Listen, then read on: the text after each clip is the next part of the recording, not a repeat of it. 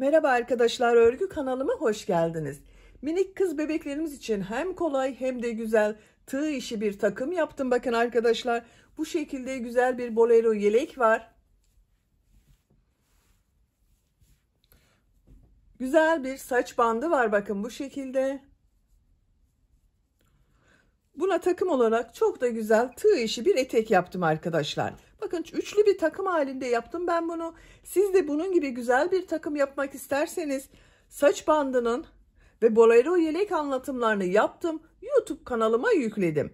Bunların olduğu YouTube linklerini izlediğiniz bu etek videosunun açıklama bölümüne ekliyorum. O linklere tıklayarak siz de bunun gibi güzel bir takım yapabilirsiniz. Ben bugün bu takımı 3-6 aylık bir bebek için yaptım arkadaşlar. Bakın bu şekilde oldu. 6-12 aylık bebek de çok rahat kullanır bu takımı. Biz bugün bu güzel etek örgüsünü yapacağız. Etek örgüsüne yapacak olduğunuz çocuğun bel örgüsüne göre zincir yaparak başlıyoruz.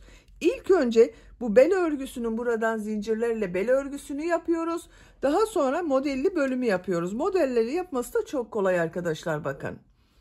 Ben bugün 3-6 aylık bir ölçüde anlatıyorum ama siz bu eteği, bu bel örgüsünü yapacak olduğunuz çocuğun beline ölçerek başlarsanız her yaş için uygun bir model. Yetişkinler için de uygun bir model arkadaşlar.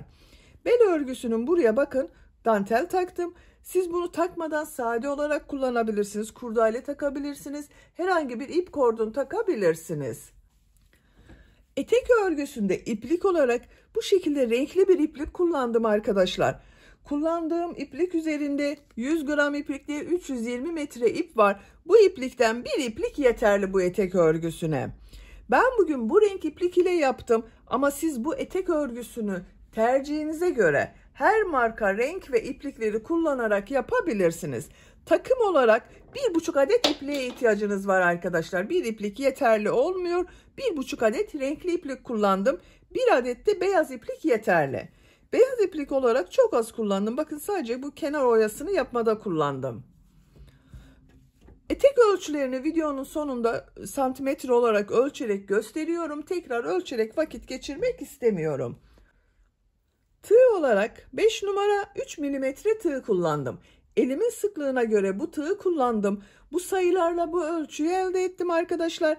Sizin eliniz sıkıysa 3,5-4 milimetre tığları kullanmanızı tavsiye ederim. Yaptığınız örgüler hem daha güzel hem daha yumuşak olacaktır. Bakın benim elim çok sıkı değil. Yaptığım örgüler yumuşak oluyor. Malzemeleri söyledim. İpliğe tığ hazırlayalım. Hep birlikte bu güzel etek örgüsüne başlayalım. Örgü kanalıma abone değilseniz abone olmayı unutmayın lütfen. Örgü kanalıma abone olmak ücretsiz. Örgü kanalıma ücretsiz abone olup orada bulunan zil şeklini dokunarak açık yaparsanız kanalıma video yüklediğim zaman ilk önce size bildirim gelir. Örgülerimden herkesten önce sizin haberiniz olur. İzlediğiniz videolarıma beğeni ve yorumlarınızı yaparsanız çok sevinirim arkadaşlar. Beğeni ve yorumlarını yapan bütün arkadaşlara ayrıca teşekkür ederim. Hepinize kolay gelsin. İyi çalışmalar. Örgüye zincir yaparak başlıyorum. İlk ilmeği bu şekilde yapıyorum. Size nasıl kolay gelirse ilk ilmeği öyle yapabilirsiniz.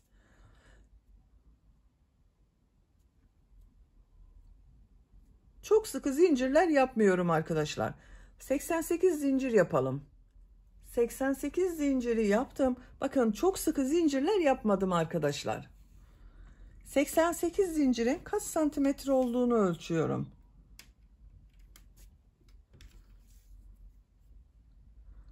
37 santimetre zincir uzunluğu var. Benim elimin sıklığına göre 37 santimetre için 88 zincir yaptım arkadaşlar. Siz 37 santimetre için elinizin sıklığına göre daha az veya daha çok zincir yapmanız gerekebilir. Yapacak olduğunuz çocuğun beline ölçerek bu zinciri yaparsanız iyi olur arkadaşlar. Bu sırada bu zincirler üzerine trabzan yapıyorum. 3 zincir yapıyorum. Tığ üzerine iplik alıyorum. 3 ilmek atlıyorum. 1, 2, 3. 4. ilmeğe bir trabzan yapıyorum. Bakın 2 defa da çıkardığım trabzanı. Tekrar tığ üzerine iplik alıyorum. Diğer ilmeğe bir trabzan yapıyorum. Her ilmek üzerine bir trabzan yapıyorum.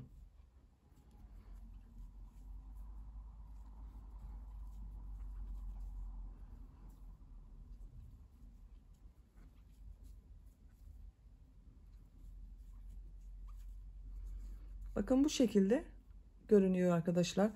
Sıra sonuna kadar trabzanları yapalım. Zincirler üzerine trabzanları yaptım. Bakın bu şekilde bir sıra trabzan elde ettim arkadaşlar. Bu bir sıra üzerinde 88 trabzan var. Bu 3 ilmek atladığımla birlikte 88 trabzan var. Şimdi bunu birleştiriyorum. Bakın şu şekilde düzgün gelmesine dikkat ediyorum. Burada 3 ilmek atlayarak yaptığım, bakın bu ilmeğe tığ takıyorum. İplik aldım, içinden çektim. Görüntüsü bu şekilde oldu. 2 zincir yapıyorum. Tığ üzerine iplik alıyorum. Bu sırada bu yaptığım trabzanları bir düz bir ters boşluktan alarak trabzan yapıyorum. Şu şekilde bakın, tığ boşluğa takıyorum. Trabzan boşluğuna trabzan yapıyorum.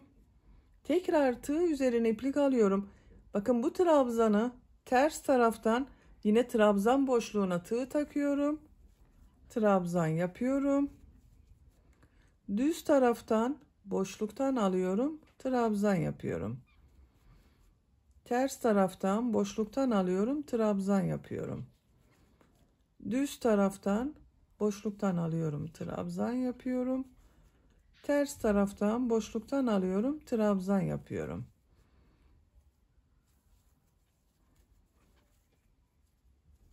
Bakın bu şekilde bir düz bir ters boşluktan alarak yaptığımız için görüntüsü böyle oluyor arkadaşlar. Burayı da birleştirelim. Bakın şu 3 ilmek atlayarak yaptığım bu ilmeğe tığ takıyorum. İplik aldım, içinden çekiyorum. Bakın burayı birleştirdim. İlmek alıyorum, sıkı çekiyorum bakın burayı. Sıra sonuna kadar bir düz bir ters boşluktan alıp trabzan yapalım. Sıra sonuna kadar trabzanları bir düz bir ters boşluktan aldım, trabzan yaptım. Son trabzanı bakın düz taraftan boşluktan aldım, trabzan yaptım. Bu yaptığım trabzanı burada yaptığım 2 zincir var. Bu ilmek ile ilmek kaydırma yaparak birleştiriyorum. Bakın bu 2 zincirde ters tarafta görünen trabzan oldu. Bakın arkadaşlar, görüntüsü böyle. 3. sıradayız. Bu sırada bu yaptığım trabzanları nasıl görüyorsam o yönde boşluktan alıyorum, trabzan yapıyorum. 2 zincir yapıyorum. Tığ üzerine iplik alıyorum. Düz görüyorum. Düz taraftan boşluktan alıyorum, trabzan yapıyorum. Bakın ters tarafta görüyorum. Ters taraftan boşluktan alıyorum, trabzan yapıyorum. Düz tarafta görüyorum. Düz taraftan boşluktan alıyorum, trabzan yapıyorum. Ters tarafta görüyorum. Ters taraftan boşluktan alıyorum, trabzan yapıyorum.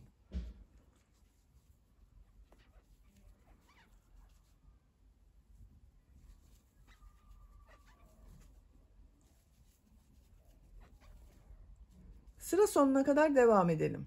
Trabzanları nasıl görüyorsam o şekilde boşluktan aldım, trabzan yaptım. Sıra sonuna kadar tamamladım. İlmek kaydırma yaparak birleştirdim. 1, 2, 3 sıra oldu arkadaşlar. 3 sıranın kaç santimetre olduğunu ölçüyorum. 2 santimetre genişlik var. Bu genişlik benim yapacağım ölçü için yeterli. Tercihinize göre siz 1 veya 2 sıra devam edebilirsiniz.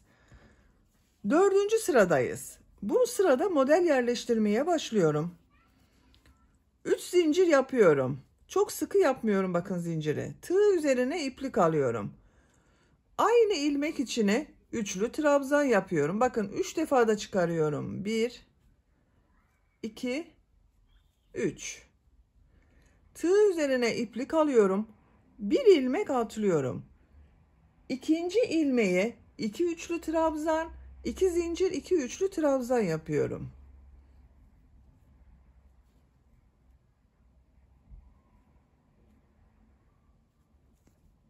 Bir,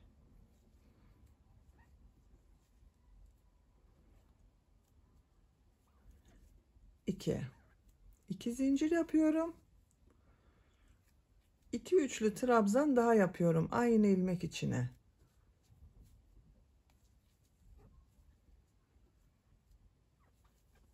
Bakın model 2 üçlü trabzan, 2 zincir, 2 trabzan oldu arkadaşlar. Tığ üzerine iplik alıyorum. 2 ilmek atlıyorum. Bu ilmek içine bir üçlü trabzan, bir zincir, bir üçlü trabzan yapıyorum.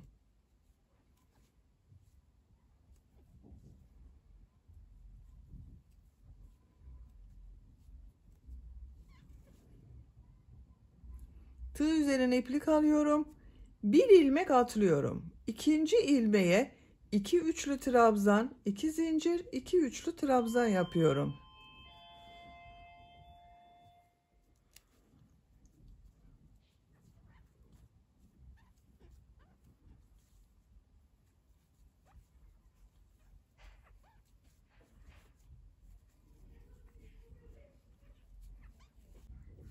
Bakın 2 üçlü trabzan, 2 zincir, 2 üçlü trabzan yaptım. Tığ üzerine iplik alıyorum. 2 ilmek atlıyorum. Üçüncü ilmeğe bir üçlü trabzan, bir zincir, bir üçlü trabzan yapıyorum.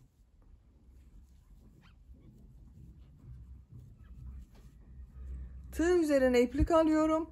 Bir ilmek atlıyorum. 2 üçlü trabzan, 2 zincir, 2 üçlü trabzan yapıyorum.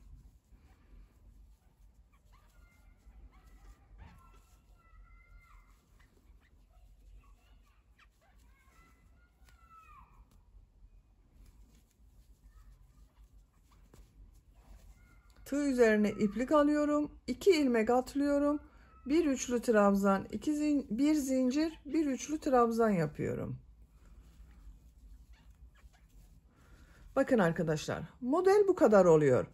Bir ilmeğe 2 üçlü trabzan, 2 zincir, 2 üçlü trabzan yapıyoruz. Arada 2 ilmek atlıyoruz. Bir üçlü trabzan, bir zincir, bir üçlü trabzan yapıyorum. Burada bir ilmek atlıyorum. 2 üçlü trabzan, 2 zincir, 2 üçlü trabzan yapıyorum. Bakın modellerden sonra 2 ilmek atladım.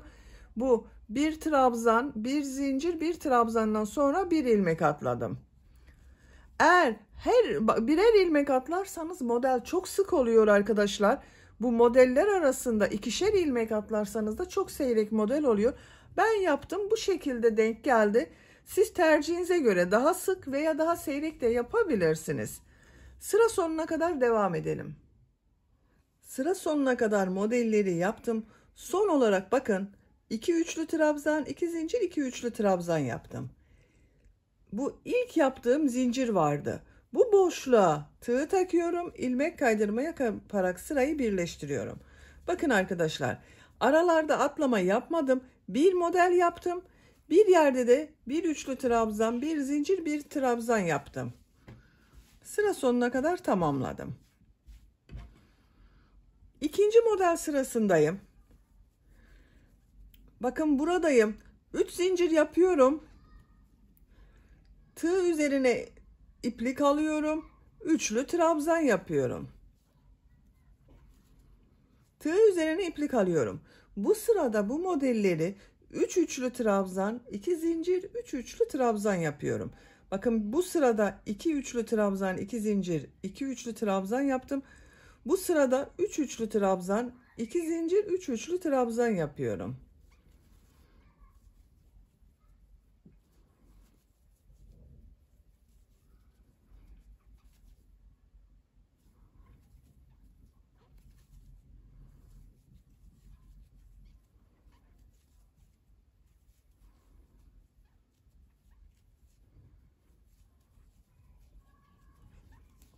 Üç üçlü trabzan, 2 zincir, 3 üçlü trabzan yaptım. Tığ üzerine iplik alıyorum. Bu bir zincirli boşluğa bir üçlü trabzan, bir zincir, bir üçlü trabzan yapıyorum.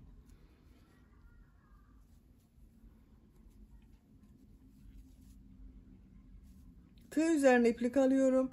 Buraya 3 üçlü trabzan, 2 zincir, 3 üçlü trabzan yapıyorum.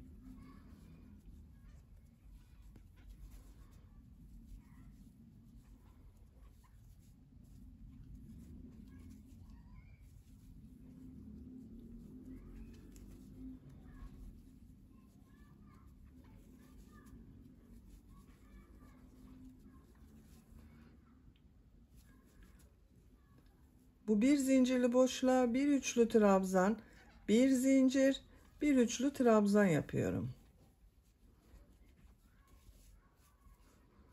3 üçlü trabzan, 2 zincir, 3 üçlü trabzan yapıyorum.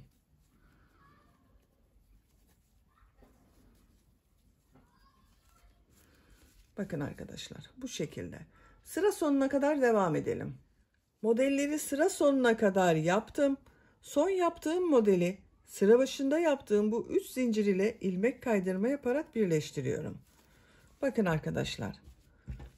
Modellerin görüntüsü böyle oldu. 3 üçlü trabzan, 2 zincir, 3 üçlü trabzan yaptım. 1 üçlü trabzan, 1 zincir, 1 üçlü trabzan yaptım. Örgü bu şekilde devam edecek artık. 3 zincir yapıyorum. 1 üçlü trabzan yapıyorum.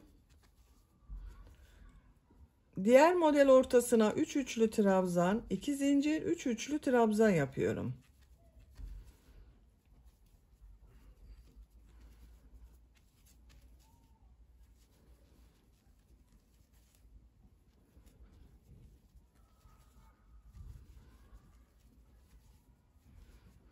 Bir üçlü trabzan, bir zincir, bir üçlü trabzan yapıyorum. Bakın. Örgü bu şekilde devam edecek. Yapacak olduğunuz çocuğun büyüklüğüne ve en önemlisi de tercihinize göre model sırasını istediğiniz kadar tekrarlayarak tamamlayalım. Etek örgüsünü model sırasını tekrarlayarak 12 sıra olarak yaptım arkadaşlar. 1, 2, 3, 4, 5, 6, 7, 8, 9, 10, 11, 12. 13. sıradayım. 13. sırada farklı bir model yapacağız. Bakın en son ilmek kaydırma yaparak bitirdim. Burada ipliği kestim. Santimetre olarak ölçüyorum. 21 santimetre yükseklik var. Benim yapacağım ölçü için bu yeterli. Biraz siz uzun olsun istiyorsanız bir veya iki model sırası o örgüye devam edebilirsiniz. Etek model sırasını istediğiniz kadar tekrarlayabilirsiniz arkadaşlar. Beyaz renkli iplik ile ucunda farklı bir model yapıyorum. En son bakın bu ilmekten iplik bağlıyorum.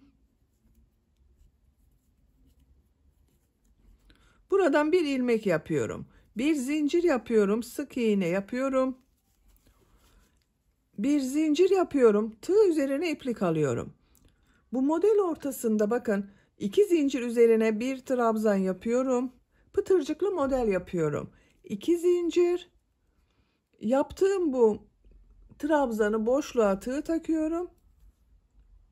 Bakın pıtırcık yaptım. Tekrar tığ üzerine iplik alıyorum. Trabzan yapıyorum. Pıtırcık modeli yapıyorum. 7 tane bu pıtırcıktan yapıyoruz arkadaşlar.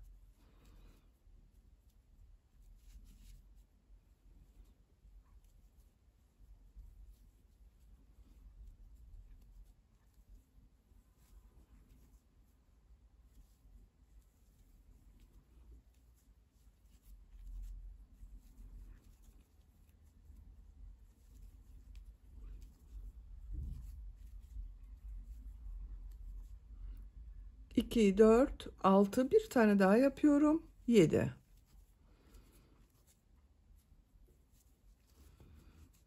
Bir, 2, 3, 4, 5, 6, 7 pıtırcık modeli yaptım. Bir zincir yapıyorum. Bakın bu bir üçlü trabzan, bir zincir, bir üçlü trabzan yaptım. Bu boşluğa sık iğne yapıyorum. Bir zincir yapıyorum. Bir trabzan yapıyorum. Burada yaptığım gibi 7 pıtırcıklı model yapıyorum.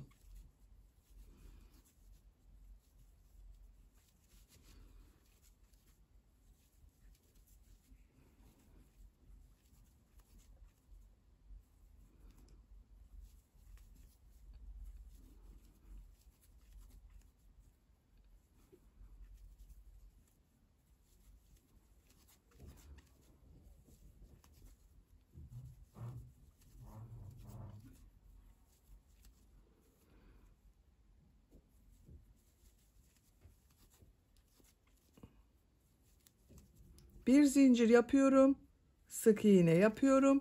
Bir zincir yapıyorum. Diğer modele, pıtırcık modele başlıyorum. Bakın görüntüsü böyle oluyor. Sıra sonuna kadar devam edelim. Modelleri sıra sonuna kadar yaptım. Bir zincir yapıyorum. Burada yaptığım sık iğne ile ilmek kaydırma yaparak birleştiriyorum. İpliği kesiyorum.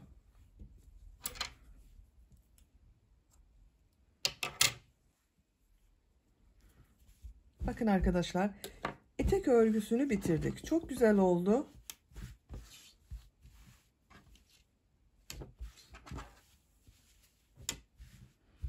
Bitmiş olarak size ölçülerini söylüyorum. Yüksekliğini ölçüyorum. 23 santimetre. Bel örgüsünün buradan genişliğini ölçüyorum. 23 santimetre. 3-6 aylık bir bebek için yaptım arkadaşlar. Bu ölçüde oldu. Sizin yapacağınız ölçüye göre, başladığınız zincir sayısına göre bu ölçü değişecektir. Bu bel örgüsünün buraya ip kordon yapabilirsiniz. Kurdale takabilirsiniz. İstediğiniz gibi takabilirsiniz. Buradan lastik takarak kullanabilirsiniz arkadaşlar. Bu şekilde de kullanılabilir. Bakın esnek bir görüntüsü var. Beni dinlediğiniz ve izlediğiniz için hepinize çok teşekkür ederim. Örgü kanalıma abone değilseniz abone olmayı unutmayın lütfen. Örgü kanalıma abone olmak ücretsiz. Örgü kanalıma ücretsiz abone olup orada bulunan zil şeklini dokunarak açık yaparsanız kanalıma video yüklediğim zaman ilk önce size bildirim gelir. Örgülerimden herkesten önce sizin haberiniz olur. İzlediğiniz videolarıma beğeni ve yorumlarınızı yaparsanız çok sevinirim arkadaşlar. Sizlerle yeni örgülerde görüşmek dileğiyle. Hoşça kalın, sevgiyle kalın.